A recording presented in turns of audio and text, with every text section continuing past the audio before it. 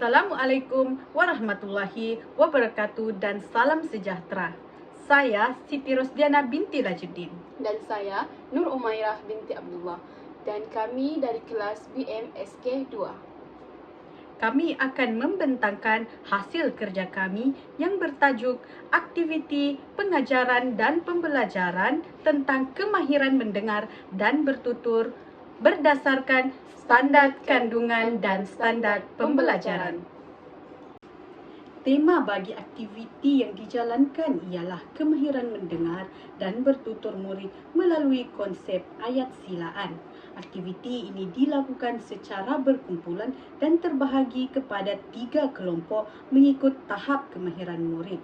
Antaranya aras tinggi, aras sederhana dan aras asas. Murid yang diletakkan dalam kelompok aras tinggi merupakan murid yang mampu memberikan respon dengan lebih pantas terhadap permintaan secara individu dan kumpulan. Seterusnya, kelompok aras sederhana pula merupakan murid-murid yang mampu mendengar dan memberi respon secara lisan sahaja. Manakala murid yang hanya mampu mendengar, beri respon ringkas dan membuat pergerakan perlahan diletakkan dalam kelompok aras asas. Tujuan ketiga-tiga kumpulan ini ditumpukan untuk melihat dengan lebih teliti tahap perkembangan dan kemajuan murid-murid dalam aspek kemahiran bahasa lisan iaitu mendengar dan bertutur. Seterusnya, terdapat 2 jenis aktiviti, iaitu aktiviti utama yang dilakukan secara berkumpulan dan aktiviti pengukuhan yang dilaksanakan secara individu. Namun, aktiviti pengukuhan yang dilaksanakan secara individu masih lagi terikat dalam pelaksanaan secara berkumpulan. Aktiviti utama ialah murid akan diberikan satu audio yang mendengarkan jenis-jenis ayat silaan. Seterusnya, murid akan memberi respon secara bertutur mengikut tahap kemahiran bahasa lisan mereka. Seterusnya, murid-murid juga akan terlibat dalam aktiviti pengukuhan secara individu untuk mengenal pasti tahap keberkesanan aktiviti utama.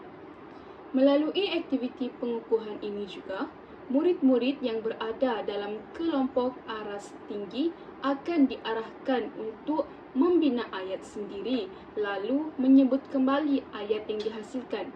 Murid-murid yang berada di aras sederhana pula akan diberikan tugasan untuk mengisi tempat kosong, kemudian membaca keseluruhan ayat. Manakala murid-murid aras asas hanya akan ditugaskan untuk memadankan ayat silaan dengan respon yang betul. Di akhir pelaksanaan aktiviti nanti, murid mampu mendengar setiap arahan yang diberikan oleh guru dengan lebih baik. Seterusnya, murid mampu mentafsir setiap arahan yang diberikan oleh guru. Akhir sekali, murid mampu memberikan respon terhadap setiap soalan bertumpu yang diberikan oleh guru. Berikut merupakan simulasi pengajaran yang telah kami laksanakan. Assalamualaikum murid-murid. Baiklah, pada hari ini cikgu akan menjalankan beberapa aktiviti berkaitan dengan pembelajaran kita sebelum ini, iaitu ayat silaan. Kamu semua di sini masih tahukah apa tu ayat silaan? Contoh-contoh ayat silaan. Ada yang masih ingat? Bagus, ada yang masih ingat dan tentunya ada juga yang masih belum ingat. Jadi, aktiviti yang cikgu akan jalankan ni untuk menambahkan lagi kamu punya pengetahuan berkaitan dengan ayat silaan. Tapi sebelum kita mula, cikgu akan membahagikan kepada 3 kumpulan di antara kamu, iaitu akan ada murid yang berada di kumpulan aras tinggi, aras sederhana dan aras asas. Baiklah, cikgu akan menyebut nama-nama yang akan berada di kelompok masing-masing. Okey, yang pertama, aras tinggi Sharifah, Aiman, Aziz dan Tiara. Dan aras sederhana pula Rosdiana, Brenda, Marshall dan Kyle. Dan minta maaf, aras asas akan ada Hafiza, Nurin, Syakirah dan Umairah. Baiklah, okey. Jadi cikgu mahu kamu bergeraklah ikut kamu punya kumpulan.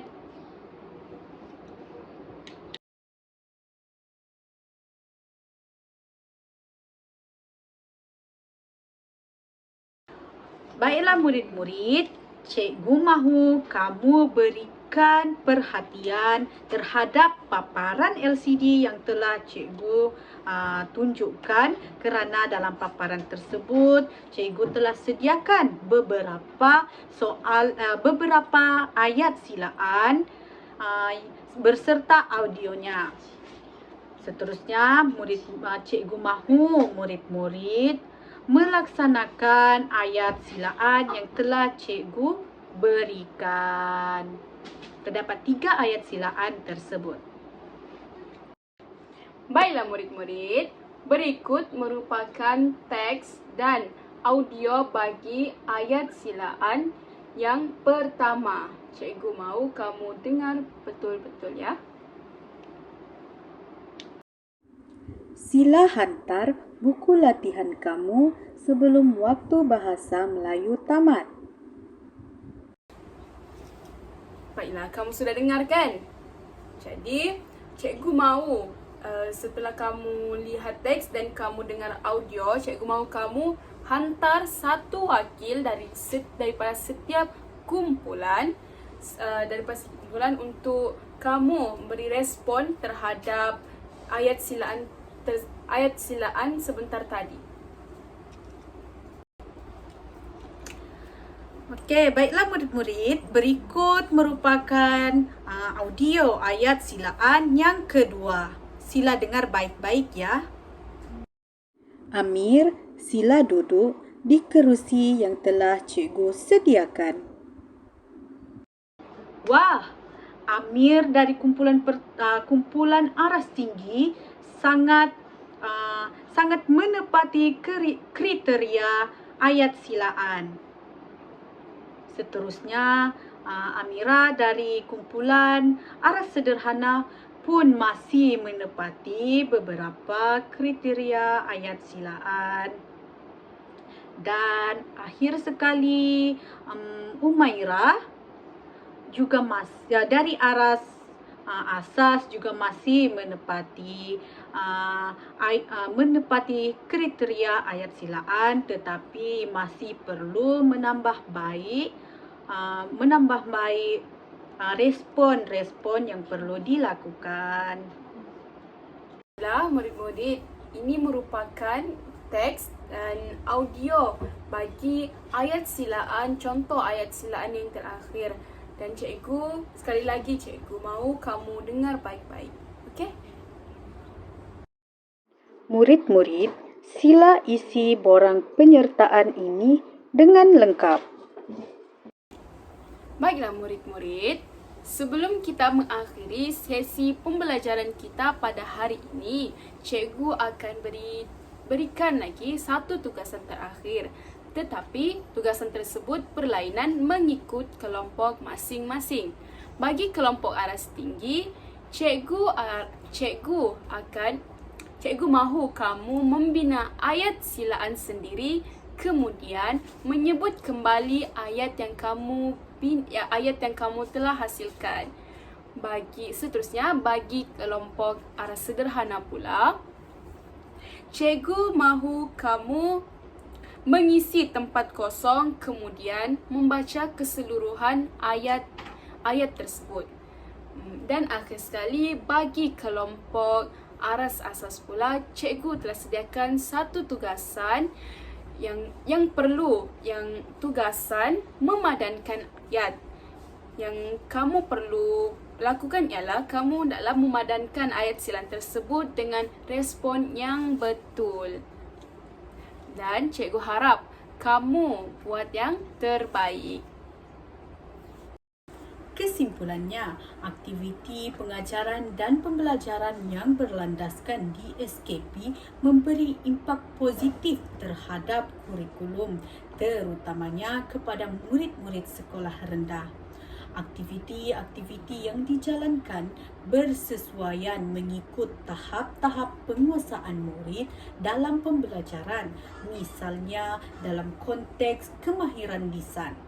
Oleh itu, murid-murid dapat ditaksir secara berterusan bagi mengenal pasti tahap penguasaan mereka dan seterusnya membolehkan guru membuat tindakan susulan bagi mempertingkatkan pencapaian murid. Baiklah, itu sahaja pembentangan kerja khusus kami yang telah kami hasilkan. Sekian dan terima kasih.